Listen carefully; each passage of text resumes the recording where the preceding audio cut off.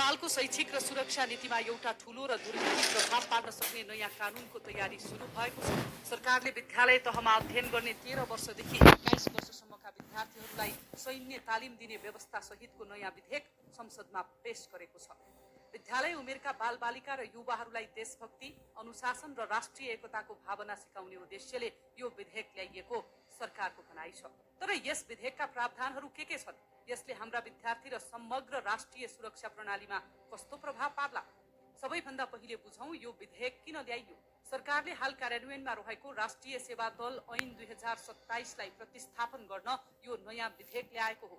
संविधानको धारा 51 को क को राष्ट्रिय सुरक्षा सम्बन्धी नीतिमा नागरिकलाई राष्ट्रको सेवा गर्न तत्पर र सक्षम बनाउने व्यवस्था छ। सोही नीतिलाई कार्यान्वयन गर्न यो नयाँ ऐन तर्जुमा गर्नु परेको सरकारको स्पष्टीकरण छ। यो विधेयकका मुख्य उद्देश्यहरू यस प्रकार छन्। विद्यालयमा अध्ययनरत विद्यार्थीहरूमा देशप्रेम, जनसेवा र राष्ट्रिय एकताको भावना जगाउने, युवा पुस्तालाई नैतिक र अनुशासित बनाउने, राष्ट्रिय आवश्यकताका आधारमा जुनसुकै नेपाली नागरिकलाई तालिम दिई स्वयंसेवकका रूपमा राष्ट्रिय सेवामा खटाउन सक्ने कानूनी मार्ग प्रशस्त गर्ने।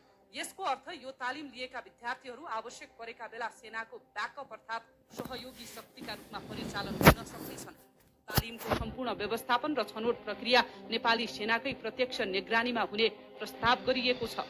प्रस्तावित कानून अनुसार यस तालिमको सञ्चालन राष्ट्रिय सेवा दल मार्फत हुनेछ। अब चर्चा गरौं कुन कुन विद्यार्थीले यो तालिम पाउँछन् र छनौट कसरी हुन्छ। विधेयकमा तालिमलाई 2 वटा डिभिजनमा वर्गीकरण गरिएको छ। Number 1 junior division.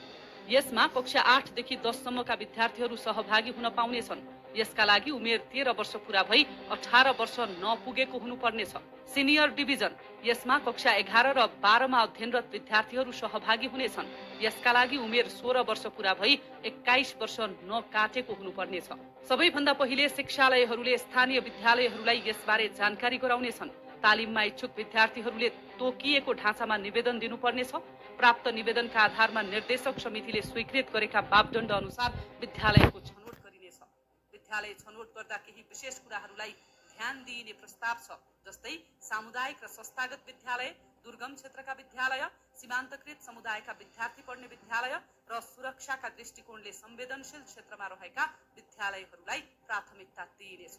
छनौट भएका विद्यालयका विद्यार्थीहरूलाई सेनाले नै निर्धारण गरेको पोशाक उपलब्ध गराइनेछ। तालिमको पहिलो चरण सम्बन्धित विद्यालयमै र दोस्रो चरण सैन्य शिक्षालयमा सञ्चालन हुनेछ। यो विधेयकको अर्को महत्त्वपूर्ण पक्ष भनेको यो तालिम विद्यार्थीहरूमा मात्र सीमित छैन। सरकारले आवश्यकता अनुसार अन्य नागरिकहरूलाई पनि तालिम दिने र परिचालन गर्ने प्रस्ताव गरेको छ।